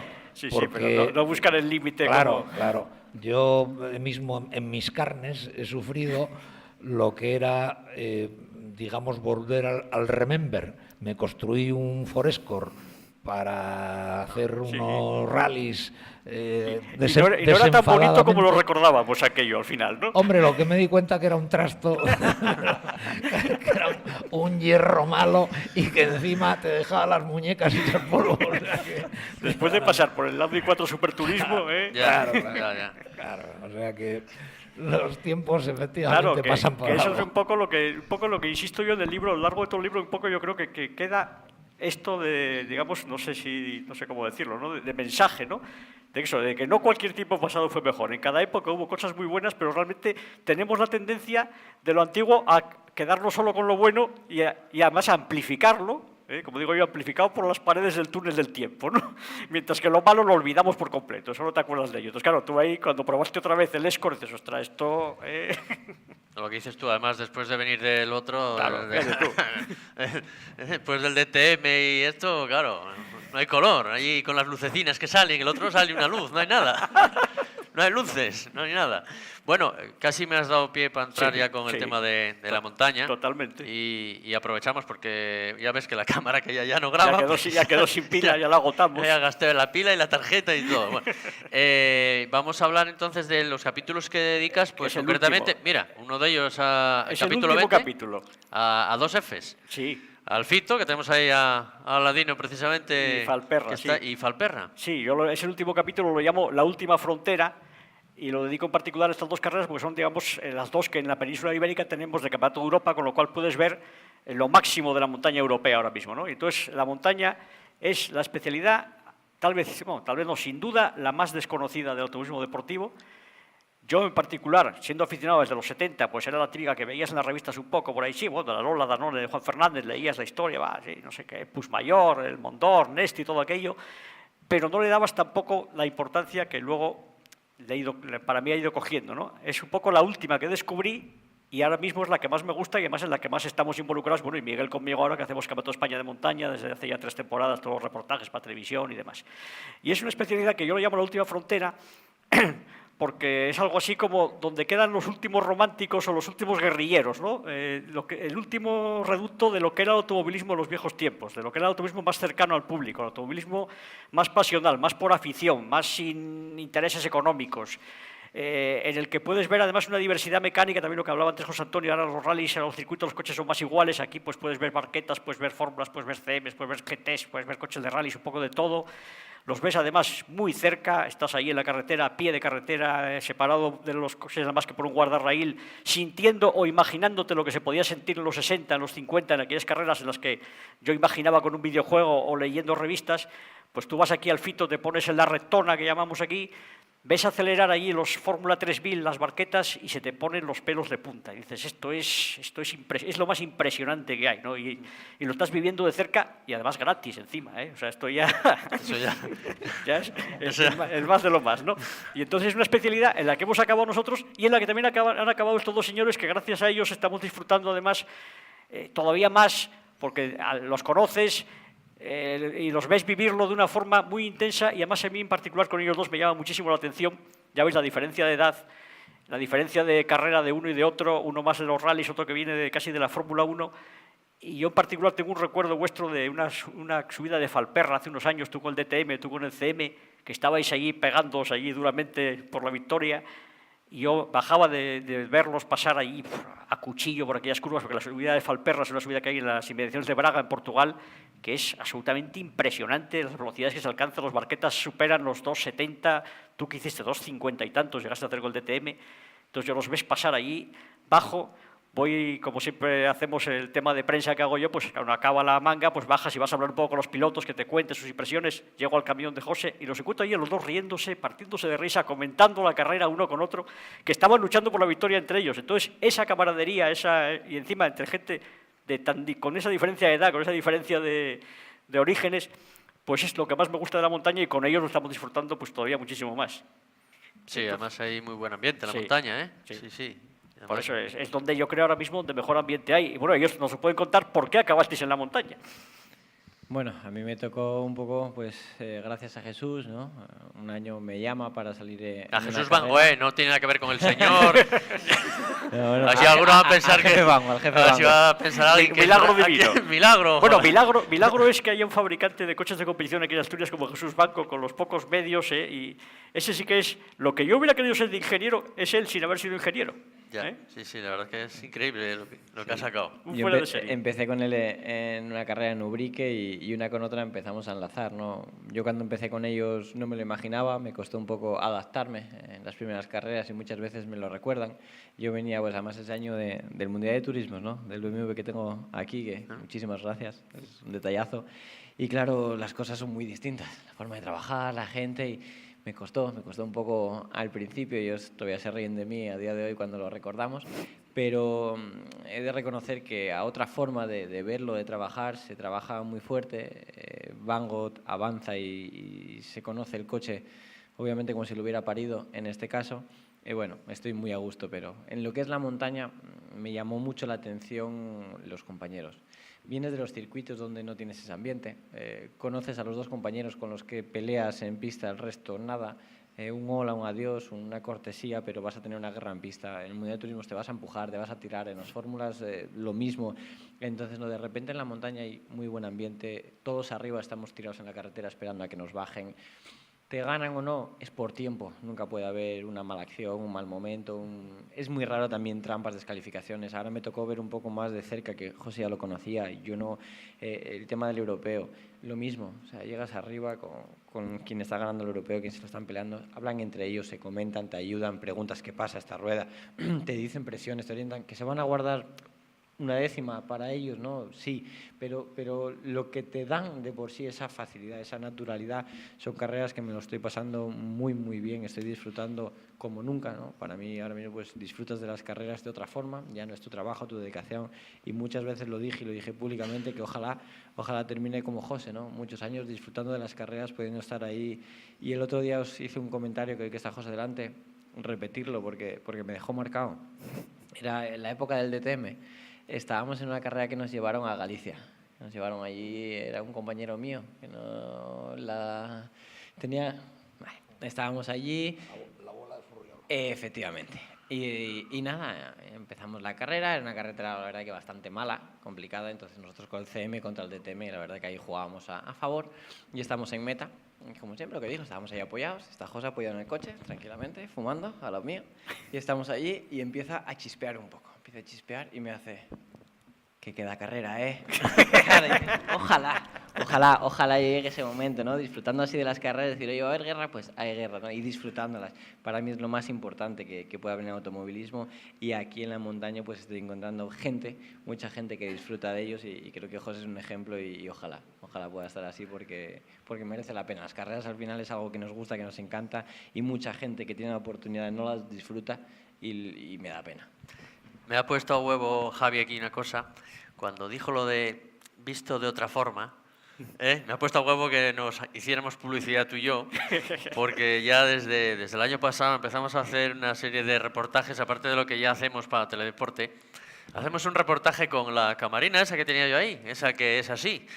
Y empezamos así a lo tonto en la primera prueba en Estepona, no mucho porque nos cayó el diluvio universal, Entonces, bueno, en esa fue poco, pero luego ya en Ubrique empezamos con la camarina a lo tonto a grabar a los pilotos, pero no solo a los pilotos, sino a la gente que hay por detrás, a las familias, a los mecánicos, y hacer un poco que no se vea la carrera solo como es la carrera, sino que se vea todo lo que hay por detrás, ¿no? Y a eso lo llamamos la subida tal, vista de otra forma. Tenéis todos los vídeos en YouTube, solo tenéis que poner la subida al Fito, vista de otra forma. Por ejemplo, ya que está aquí Aladino, en la Sí, subida... además, ese es un largometraje, ese Eso dura es. hora 40. 1 hora 40. Y este señor entrevistó a uno en francés, a otro en italiano y a otro en inglés también. No sé si, bueno, No, aquí entrevistó francés e italiano, todo el italiano mundo. y francés. Entrevista a Fayol y entrevista a tal. Quiero decir, hablamos y hacemos una serie de cosas y a la gente le gusta mucho. Cada vez tenemos más gente que lo ve y, de hecho, incluso aficionados en las pruebas, cuando vamos, nosotros decimos, oye, si nos decís en la carrera que nos habéis visto, que habéis visto el vídeo, os sacamos en la... Y ya unos cuantos que cuando nos ven por ahí, que si en Totana, que si en Ibe, Sí. oye, que te vi y tal, y entonces lo sacamos. Y ahí tal. lo que se ve es esto que está comentando Javi, ¿no? Este gran ambiente que tiene este campeonato, que es un ambiente que es familiar, ¿no? Es un ambiente familiar que es el que nos hace pues disfrutarlo todavía más, ¿no? Y que yo creo que José, pues también el seguir corriendo, pues es esto, ¿no? Lo haces por placer. Que además ver a José Antonio López Ombona, con los años que tiene, pasar como pasa, cuidado, ¿eh? Cuidado, ¿eh? Que... Bueno, en esto siempre hay que tener un puntito de locura. Tela. Bueno, yo no sé si queréis hacer alguna pregunta o vamos cerrando ya el chiringuito Sí, o vamos no, ya porque por- llevamos aquí exactamente... Llevamos 1 hora y cuarto. Hay una pregunta por ahí al fondo. A ver, coge el micro. Ahí, Jorge. espera que te abro. Dime. Que por cierto, antes de que digas nada, Jorge es de Gijón Motor Club y quiero agradecerles también especialmente que fueron de los que colaboraron para que este libro fuera posible. Y vamos a hacer dentro de poco un acto con ellos porque además de comprar una serie de libros, lo que van a hacer es donarlos a las bibliotecas de Gijón, lo cual me parece un gesto muy bonito y que me hizo especial ilusión. Nada, tú te lo mereces, Daniel. Además, su mujer es de un pueblo muy guapo de ahí de Sierra. Sí, ¿eh? Sí. Yo quería hacerle una pregunta a Javi y me gustaría que fuera sincero, ¿eh? Uf. No me seas modesto. Si corrieras con una barqueta de 3 litros, una Osela o una Norma, ¿Ganarías a Fagioli? ¿ganarías a Fagioli y Merli? Porque es una duda que tenemos Unos cuantos. un grupo de aficionados. Pero quiero que seas sincero, ¿eh? ¿Tú crees que tu nivel es mayor que el de Simone y Cristian? Es difícil de decir qué vas a opinar, ¿no? El que diga lo contrario, si quieres que sea sincero, pues miente. Entonces piensas que sí, que por qué no. Nunca tuve la oportunidad con ellos de compararme en circuitos, nunca tuve esa referencia, entonces no lo sabes. Pero ¿qué vas a pensar? Pues oye, que con un coche de ellos, ¿por qué no? Si en disciplinas de circuitos, en otras disciplinas estuviste adelante, en coches muy distintos, ¿por qué esto iba a ser diferente? Piensas que sí, que vas a poder estar peleándote. La realidad, hasta que no estés sentado, no lo vas a saber. Si vas a sacar un segundo o te van a sacar ese último segundo que no eres capaz de sacar. Hasta la verdad, nunca. Si te lo dicen ahora mismo y te llega un patrón y ¿tienes esto? ¿Podemos? Contestarías a puerta cerrada que sí. Es ley de vida. Esto confirma además una frase que digo yo siempre, que es una mentalidad que tenéis los pilotos y que yo envidio mucho, que es esa autoestima que tenéis extraordinaria, que ya quisiera uno tenerla. Tenéis una confianza ciega en vuestras posibilidades, que es un poco, yo soy como mínimo, tan bueno como el que gano. Con lo cual, si me ganó, es el coche. Si cojo yo ese coche... Pero a ver, eso no se puede decir muy alto, que gracias a eso yo todos los años estreno coche. Ahí te voy. Que eso es envidiable, ¿entiendes? Porque eso os empuja, ¿no? A ir más allá. Más allá de la línea Más roja. allá... Ya, es que ya... Y- Más allá de la línea roja. Y Javi, ¿Jesús pensó en algún momento en hacer una barqueta de este tipo? Bueno, lo que tenemos ahora mismo es una barqueta como normativa. Meternos en ese nivel, yo pienso que no. Hay que ser claros, ahí entramos en 2 factores. Uno, como fabricante, estás compitiendo contra 2 marcas con muchísimo dinero, con muchos años, y hay que tener un respeto. O sea, para mí son coches que están trabajando muy, muy eficientes.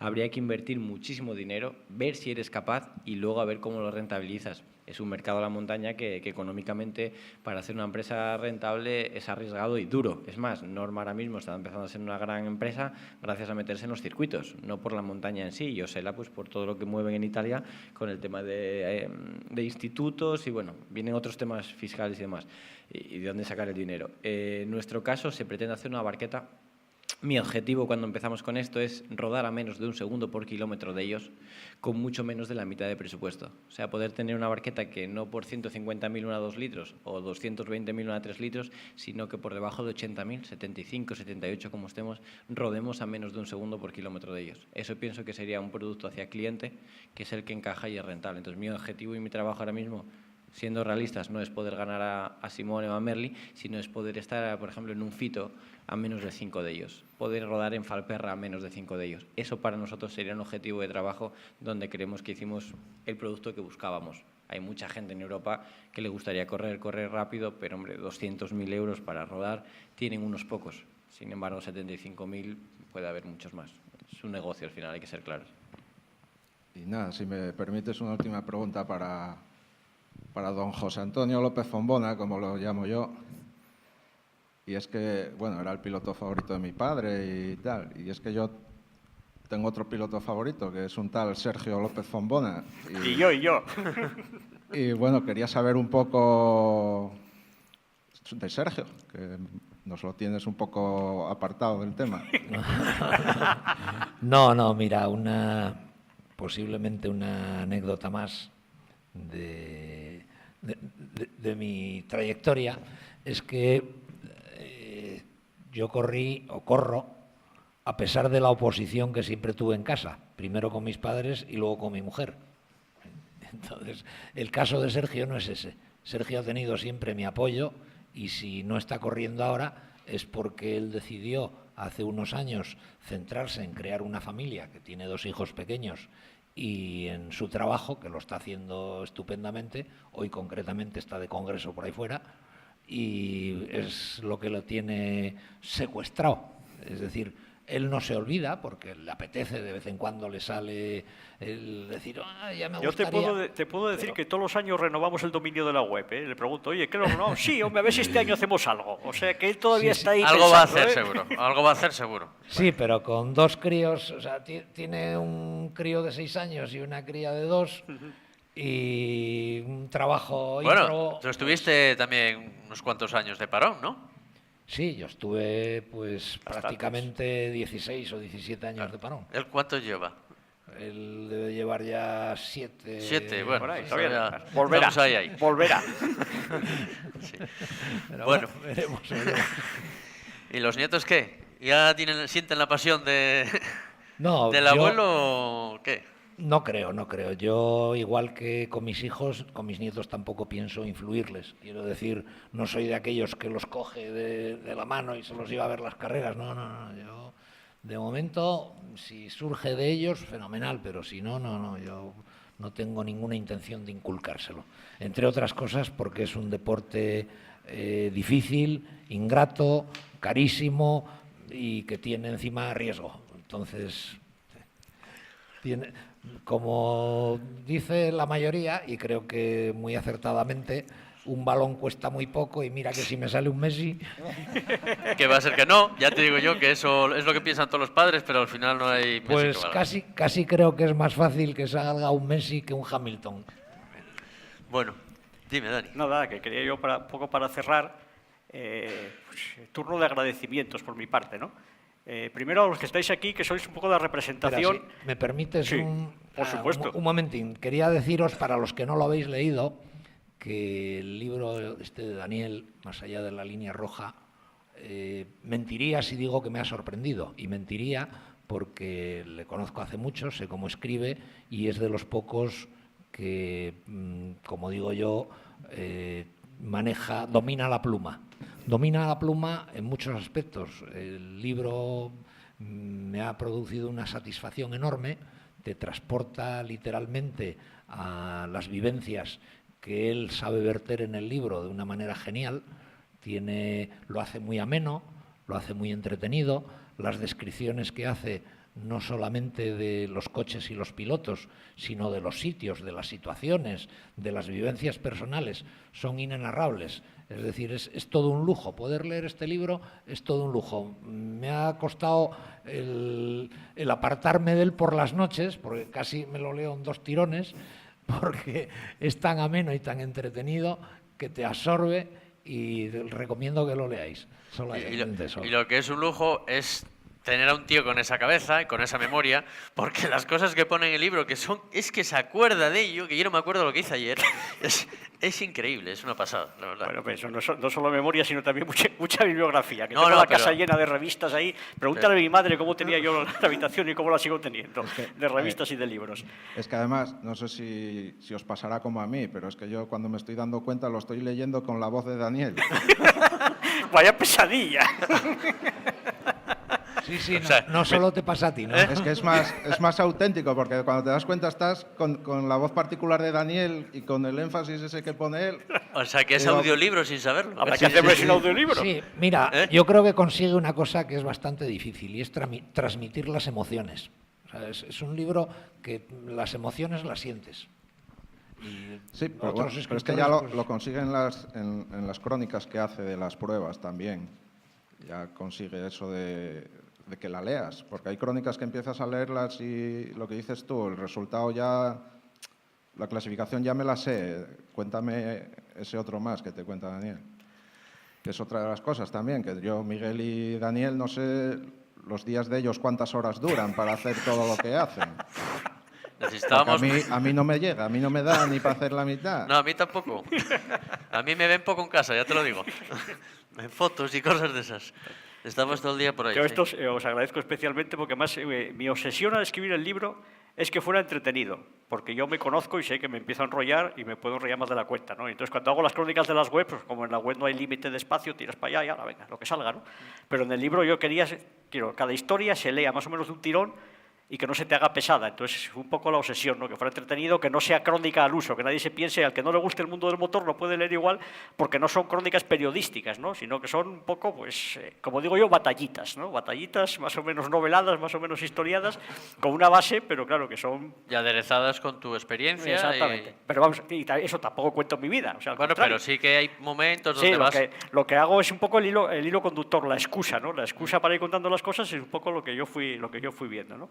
Y entonces eso, pues yo quería agradeceros a todos, ya sabéis que este libro se hizo pues por una campaña de crowdfunding, muchos de los que estáis aquí, la mayoría colaborasteis con ello, y sobre todo pues gente que le gusta el motor y gente que no le gusta el motor en absoluto y lo hicieron por amistad, porque aquí está pues la gente que más me quiere, ¿no? Y a la que más quiero. Entonces quiero agradeceroslo. Y en el libro, en uno de los capítulos, pues también filosofo un poco y filosofo pues sobre la felicidad, ¿no? Y entonces digo, no, la felicidad no existe, lo que existe son los momentos felices. Para mí este es un momento feliz, uno de esos momentos felices que guardaré para siempre, ¿no? Ese es agradecimiento a todos vosotros. Luego quiero agradecer a este señor, a este fenómeno que tengo aquí a la derecha, que gracias a él, por ejemplo, llegué también a una cosa que nunca imaginé que iba a hacer, que es, yo había visto muchos rallies Príncipe de Asturias, luego estuve en la sala de prensa, estuve haciendo la página web, pero lo que nunca imaginé que iba a hacer es radiar un rally, ser la voz del rally, y fuimos él y yo hace 3 años, y es de los momentos del automovilismo que he hecho que más he disfrutado. Y es una cosa que teníamos muchas ganas de hacer, que la hicimos, y si no es por él no lo hubiera hecho. Y este libro, en parte, también es el culpable, porque cuando empezamos a hacer en la radio el tema del running, que él se dedica a esto de las maratones, y me lió también ese proyecto, que yo ya veis que yo lo de correr no corro ni para coger el autobús. Entonces digo, pues yo qué puedo aportar a este programa, no sé, bueno, historia del atletismo, yo que soy un friki de los deportes, entonces empecé a hacer artículos de historia del atletismo en la web. Y parece que esos artículos gustaban y me dijo, tienes que escribir un libro con esto.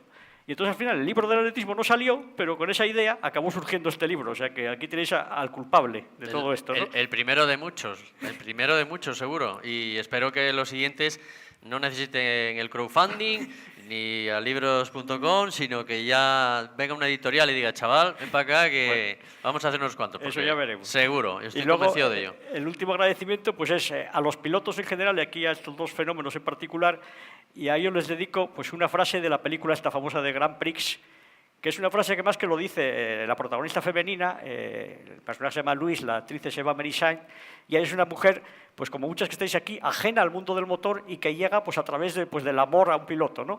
Y entonces, en un momento dado, ella le dice a él, cuando él tiene dudas de por qué sigue haciendo lo que hace y demás, y entonces ella le dice una frase que yo me quedo y la uso en el libro también, ¿no? Y es cuando hay un accidente y el piloto está ahí pues un poco pues, deprimido con lo que ha ocurrido y cómo reacciona alguna parte del público o de la prensa, y ella le dice, algunos vienen para ver eso, accidentes y coches ardiendo, pero los demás corren con vosotros. Ponéis algo en sus vidas que por sí mismos no pueden alcanzar. Y es cierto, hacéis algo que, por ejemplo, yo en particular no me atrevería a hacer nunca. Con lo cual, cuando corréis un poco, los que no somos capaces de hacerlo, vamos con vosotros en ese coche, ¿no? Y gracias a eso nos atrevemos a hacerlo y nos permitís imaginar lo que es ir más allá de la línea roja.